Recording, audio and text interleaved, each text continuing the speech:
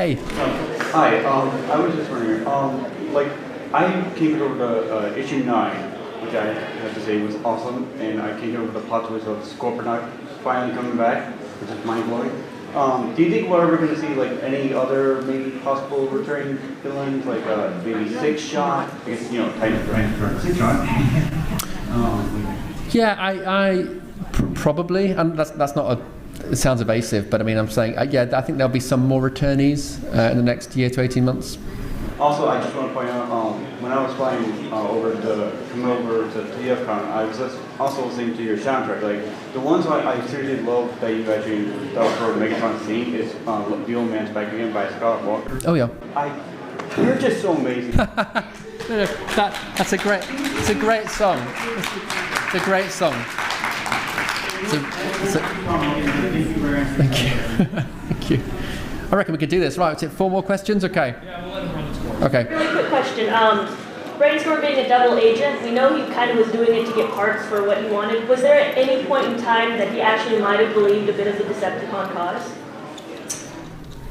You know what? I don't think so. And originally, I tried to give more information on the page to reassure people that actually he really, as stated in the trial, it really was a means to an end, and he was careful not to do anything. I mean, I don't think the theory played out perfectly, because I don't think you can do what Brainstorm did in that context and it not have bad connotations or bad outcomes for the Autobots. But he tried his best to give information either that they already had or that couldn't be used directly against the Autobots. So I don't think he was ever seduced by the Decepticon rhetoric or by the cause.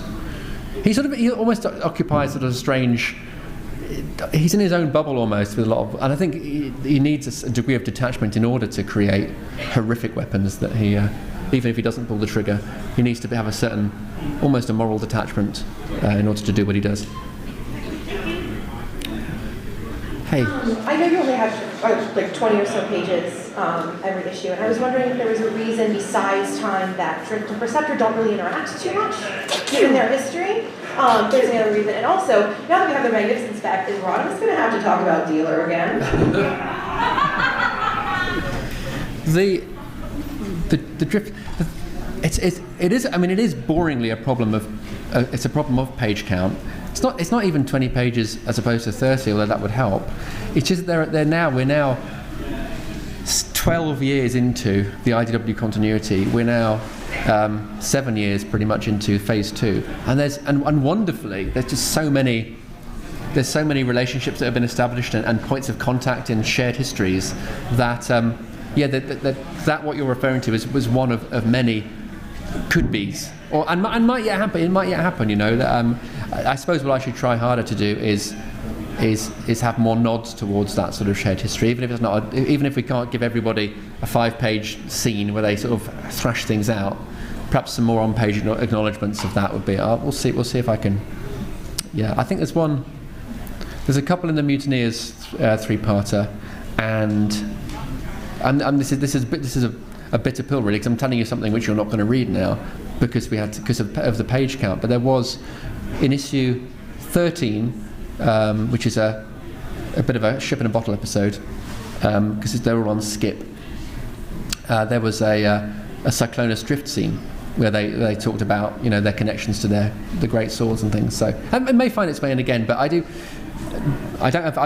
have a mental list of all those connections and we should get around to that. But there are certain ones like Drift and Cyclonus, and I'm thinking there should be something on the page to recognise their shared history or in their backstories. Yeah. Dealer? Pardon? And Dealer, well, Magnificence is so hot off the press. We'll see where that goes.